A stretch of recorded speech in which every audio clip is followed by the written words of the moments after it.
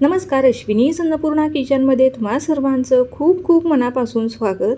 उन्हाळी वाळवण रेसिपीमध्ये आज आपण उपवासाची मस्त अशी खुसखुशीत आणि कुरकुरीत बटाटा साबुदाण्याची चकली पाहणार आहोत. तर चकल्या पहा काय मस्त अशा खुसखुशीत झालेल्या आहे आणि तळल्यानंतर इथे तुम्हाला दिसत असेल अगदी चकली आपली दुप्पट फुललेली आहे आणि साबुदाणा सुद्धा अगदी मोत्याप्रमाणे पांढरा शुभ्र आणि अगदी फुललेला आहे.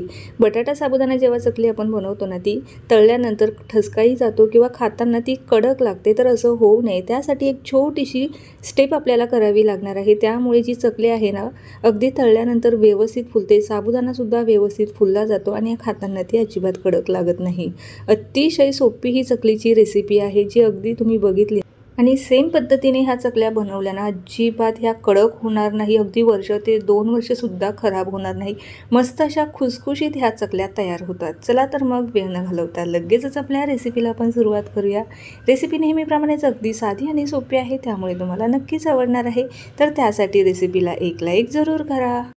तर चकली बनवण्यासाठी इथे मी बरोबर मेजरिंग कपाने 3 कप एवढा साबुदाणा घेतलेला आहे. वजनाने म्हणाल तर हा बरोबर 500 ग्रॅम म्हणजे अर्धा किलो साबुदाणा ह्या चकलीसाठी मी वापरणार आहे. जर तुम्हाला जास्त प्रमाणात जर बनवायची असेल तर जे दिलेलं प्रमाण आहे ना, तेच इथे तुम्हाला दुप्पट घ्यावं लागणार आहे.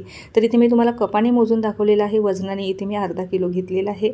घरातली कुठलीही वाटी किंवा जो मेजरिंग कप असेल त्याने मोजून किंवा डायरेक्ट वजनी घेतला तरीही चालेल, काहीच हरकत नाही. तर इथे मी तुम्हाला वजनी आणि वाटी दोन्ही प्रमाण सांगणार आहे. आता सुरुवातीला हा साबुदाणा 2 ते 3 पाण्याने स्वच्छ धुवून घ्यायचा आहे.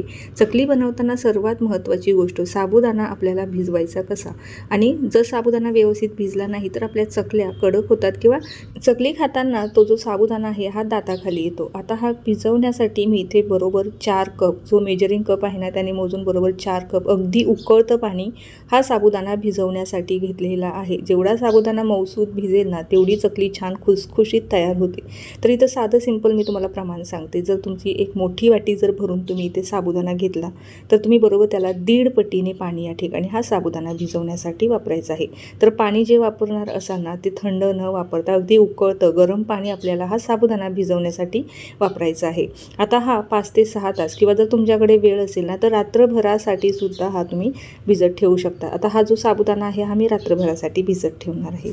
तर दुसऱ्या दिवशी सकाळी तुम्हाला दाखवते. साबुदाणा जो आहे ना, हा जरी तुम्हाला वरतून असा कडक दिसत असेल, परंतु हा जो साबुदाणा आहे ना, हा अगदी मऊसूत भिजलेला आहे. तुम्हाला मोकळा करून दाखवते. गरम पाणी वापरल्यामुळे हा साबुदाणा थोडासा चिकट झालेला आहे आणि असाच साबुदाणा आपल्याला चकलीला हवा असतो. चकली बनवताना चकलीचं जे पीठ आपलं तयार होईल ना, त्याला थोडासा तरी चिकटपणा असावा. त्यामुळे आपल्या ज्या चकल्या आहे ना, ह्या चकल्या पाडत असताना तुटत नाही. तर हे पहा, जो साबुदाणा आहे अगदी छान व्यवस्थित मऊसूत भिजलेला आहे. असाच साबुदाणा आपल्याला चकलीसाठी हवा आहे. तर आता अर्धा किलो साबुदाण्यासाठी या ठिकाणी मी 1 किलो प्रमाणात एवढे बटाटे घेतलेले आहे. तर हे अगदी अचूक आणि परफेक्ट प्रमाण आहे. आता हे जे बटाटे आहे आता मी स्वच्छ धुवून घेतलेले आहे. त्यानंतर आपल्याला हे कुकरला छान अशी शिजवून घ्यायचे आहे. कुकरमध्ये पाणीही टाकून घेतलेलं आहे आणि 1 चमचाभर मी मीठसुद्धा टाकून घेतलेलं आहे. मिठामुळे बटाटे जे आहे ना, हे लवकरही शिजतात आणि अगदी जास्त त्याचा असा गाळ होत नाही, व्यवस्थित शिजले जातात. त्यामुळे बटाटे शिजवत असताना यामध्ये मीठ जरूर वापरा. तर आता सर्व जे बटाटे आहे ते मी टाकून घेतलेले आहे. आता कुकरचं झाकण लावून बरोबर 5 ते 6 शिट्ट्या आपण काढून घेऊया. 5 ते 6 शिट्ट्यांमध्ये बटाटा छान व्यवस्थित शिजला जातो. तर 5 ते 6 शिट्ट्या झालेल्या आहे. कुकरही थंड झालेला आहे. बटाटेसुद्धा मस्त असे शिजले गेलेले आहे, तुम्हाला दिसतच असेल. आता या बटाट्यांची सालं आपण काढून घेऊया. तर मस्त आता ही सालंसुद्धा मी काढून घेतलेली आहे. आता हा जो बटाटा आहे हा आपल्याला किसून घ्यायचा आहे. किसल्यामुळे कुठेही बटाट्यामधल्या गाठी गुठळी राहणार नाही आणि चकली पाडत असताना कुठेही गाठी गुठळ्या राहिल्या नाही तर आपल्या चकल्यासुद्धा व्यवस्थित तयार होणार आहे. तर इथे माझ्याकडे छोटीशी किसणी होती, त्यानेच मी किसून घेणार आहे. किंवा जी आपली पुरण दळायची चाळणी असते ना, त्यानेसुद्धा हा बटाटा तुम्ही किसून घेऊ शकता किंवा त्याचं पुरण तयार करून घेऊ शकता. 1 किलो बटाटे होते म्हणून मी ही छोटी किसणी घेतलेली आहे. जर जास्त प्रमाणात जर तुमचे बटाटे असेल तर मोठ्या किसणीने तुम्ही किसून घेऊ शकता. फक्त बटाट्यांमध्ये कुठेही गुठळ्या राहू नये यासाठी आपल्याला हा बटाटा किसून घ्यायचा आहे किंवा स्मॅशरने स्मॅश करून घेतला तरीही चालेल, काहीच हरकत नाही. तर हे पहा, सर्व जो बटाटा आहे माझा छान किसून झालेला आहे.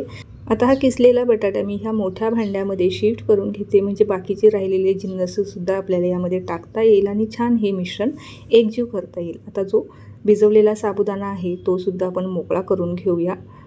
अगदी आपलं जे प्रमाण आहे ना, हे जर आपण व्यवस्थित घेतलं ना, चकल्या कधीच फसत नाही किंवा कडक होत नाही. आता यामध्ये मी हिरवी मिरची वापरणार आहे. जर तुम्हाला लाल मिरची वापरायची असेल तर तीसुद्धा वापरू शकता. उपवासाला बनवत असाल तर यामध्ये ज्या सुक्या लाल मिरच्या असतात ना, त्याची पावडर करून तुम्ही इथे वापरू शकता. तर इथे मी 10 ते 15 एवढ्या हिरव्या मिरच्या घेतलेल्या होत्या. यामध्ये मी कुठेही जिरं वापरलेलं नाही किंवा आलं वापरलेलं नाही. तर तुम्ही हिरवी मिरची जर तुम्हाला वापरायची नसेल तर सुक्या लाल मिरच्यांची पावडर करून तुम्ही यामध्ये वापरू शकता. जर तुम्ही उपवासाला जिरंही खात असाल किंवा आलंही खात असाल तर दोन्हीही मिरची दळत असताना तुम्ही यामध्ये वापरू शकता. तर 3.5 चमचे एवढे मी यामध्ये मीठ घातलेलं आहे आणि थोडासा छान रंग यावं यामुळे मी इथे अर्धा चमचाभर इथं सुक्या लाल मिरचीची पावडर वापरत आहे. हे पूर्णपणे टाकणं ऑप्शनल आहे. तर आता हे सर्व जिन्नस छान एकजीव करून घेऊया. या व्यतिरिक्त आपण कुठलेही काहीही जास्त साहित्य वापरणार नाही आहोत. या अगदी साध्या सिंपल चकल्या आहे. अगदी जे सांगितलेलं प्रमाण आहे ते सुद्धा अचूक आहे. त्यामुळे तुमच्या चकल्या अजिबात कुठेही बिघडणार नाही. 100% खात्री आहे. आणि चकल्या पाडत असताना सुद्धा कुठेही तुटणार नाही. अगदी परफेक्ट अशा ह्या चकल्या तयार होतात. तर बरेच जणांना असं वाटत असेल की यामध्ये आता बटाटा कमी झाला आहे किंवा जास्त झाला आहे, तर असं काही नाही. साबुदाण्यासाठी अर्धा किलो साबुदाण्यासाठी इथे आपल्याला 1 किलोच बटाटा घ्यायचा आहे. यापेक्षा जास्त वापरू नका, नाही तर बटाट्याचं कधीतरी प्रमाण जास्त होतं आणि साबुदाण्याचं प्रमाण कमी होतं. त्यामुळे ज्या चकल्या आहे हे साबुदाणा यामध्ये कमी दिसतो आणि तळल्यानंतर तो बटाटा लवकर जळून जातो. यासाठी जे प्रमाण आहे ते अगदी अचूक आहे. तर आता मी मिश्रण छान एकजीव करून घेतलेलं आहे. आता ही एक आपल्याला स्टेप एक्स्ट्रा करायची आहे. त्यामुळेच आपल्या चकल्या तळल्यानंतर अगदी मस्त अशा खुसखुशीत आणि साबुदाणासुद्धा मस्त असा फुलणार आहे. प्रत्येक साबुदाण्याचा दाणा आणि दाणा छान व्यवस्थित फुलतो. त्यासाठी आपल्याला इथे चाळणी घ्यायची आहे आणि हे जे पीठ आहे ना, अगदी 5 मिनिटासाठी आपल्याला वाफवून घ्यायचं आहे झाकण ठेवून. वाफल्यामुळे अगदी मस्त आपल्या ह्या ज्या चकल्या आहे ना खुसखुशीत होतात. जेवढा साबुदाणा छान वाफला जातो ना, तेवढ्या चकल्या खुसखुशीत होतात. कुठलाही साबुदाण्याचा पदार्थ तुम्ही बनवणार असाल ना, तो आपल्याला वाफवून घ्यायचा आहे. त्यामुळेच आपला तो कुठलाही साबुदाण्याचा पदार्थ असो तो छान असा फुलला जातो. 5 मिनटं वाफ दिल्याच्या नंतर या ठिकाणी तुम्हाला मिश्रण हलकंसं थोडंसं ट्रान्सपरंट झाल्यासारखं दिसत असेल आणि थोडं सैलही झाल्यासारखं दिसत असेल, परंतु हे अगदी परफेक्ट आहे. तर चकलीचा साचा घेतलेला आहे. आता त्यामध्ये हे जे मिश्रण आहे हे अगदी आता गरम असताना भरू नका. थोडंसं कोमट होऊ द्या, म्हणजे हाताला सोसवेल, चकल्या पाडता येईल एवढं थंड करून घ्यायचं आहे. आणि त्यानंतर साच्यामध्ये भरून मस्त अशा ह्या चकल्या पाडून घ्यायचं आहे. चकल्या पाडत असताना सुद्धा बऱ्याचदा बरेचसे प्रॉब्लेम्स येतात. जर आपण साबुदाणा न वाफवता डायरेक्ट चकली बनवायला घेतली तर चकल्या पाडत असताना मध्येच तुटतात. तर या ठिकाणी तुम्हाला दिसत असेल माझी चकली कुठेही तुटलेली नाही. साबुदाणा वाफवण्याचं कारण हेच की त्यामध्ये थोडासा चिकटपणा येतो आणि चकलीसुद्धा छान अशी तयार होते. त्यामुळे ती छोटीशी ट्रिक आपल्याला करावी लागणार आहे. जे पीठ आपलं तयार झालं की एक 5 मिनटं त्याला छान वाफवून घ्यायचं, म्हणजे आपल्या चकल्यासुद्धा पाडत असताना कुठेही तुटत नाही. मस्त अशा अखंड गोल गरगरीत ह्या चकल्या तयार होतात. तर मस्त अशा ह्या चकल्या या ठिकाणी पडत आहे, कुठेही तुटत नाही. हीच एक खास ट्रिक आहे ज्यामुळे आपल्या चकल्या पाडत असताना तुटतही नाही आणि तळल्यानंतर सुद्धा अगदी मस्त ह्या खुसखुशीत होतात. वाफल्यामुळे साबुदाणासुद्धा छान असा फुलला जातो.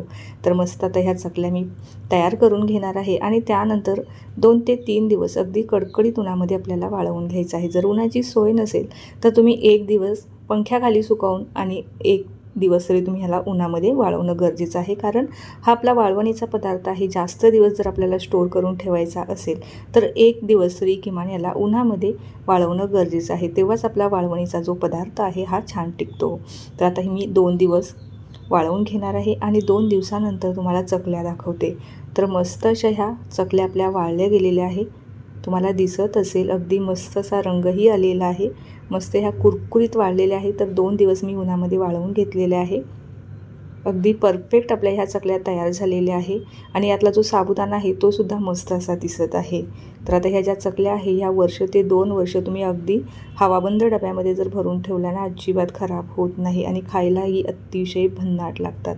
आता यातल्याच काही चकल्या मी तुम्हाला तळून दाखवते. त्यावरून तुम्हाला अंदाज येईल की आपल्या ज्या चकल्या आहे या खुसखुशीत झालेल्या आहे की नाही. तर आता तेल मी छान कडकडीत गरम करून घेतलेलं आहे.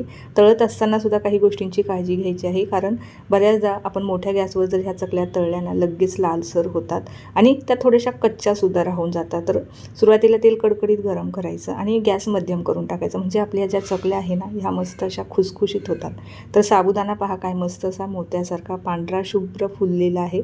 प्रत्येक चकलीमधला जो साबुदाणा आहे तो दिसतसुद्धा आहे आणि मस्त असा फुललेला आहे. साबुदाणा मस्त वाफला गेल्यामुळे तो छान असा फुलत आहे. तर आता मस्त ही चकली दुसरीही तळून झालेली आहे.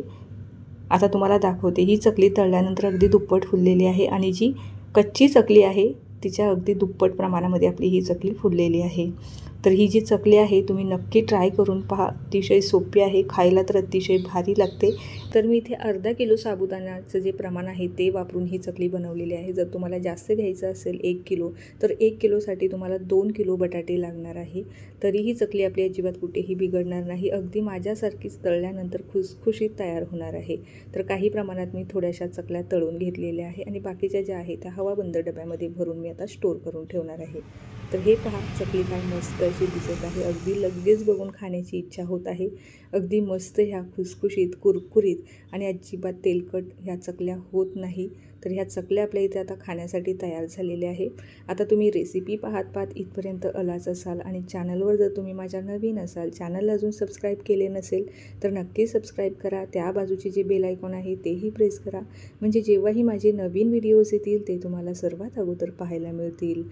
आणि यापूर्वीसुद्धा वाळवणाचे अतिशय सोपे प्रकार मी दाखवलेले आहे. ते जर तुम्ही बघितले नसेल तर ते सुद्धा जाऊन नक्की पहा.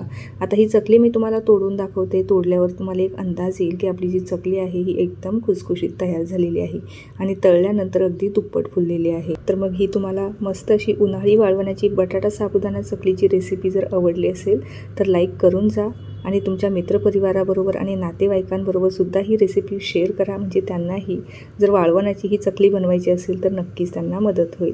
चला तर मग पुन्हा भेटूया अशाच काही नवीन रेसिपीसोबत. तोपर्यंत धन्यवाद.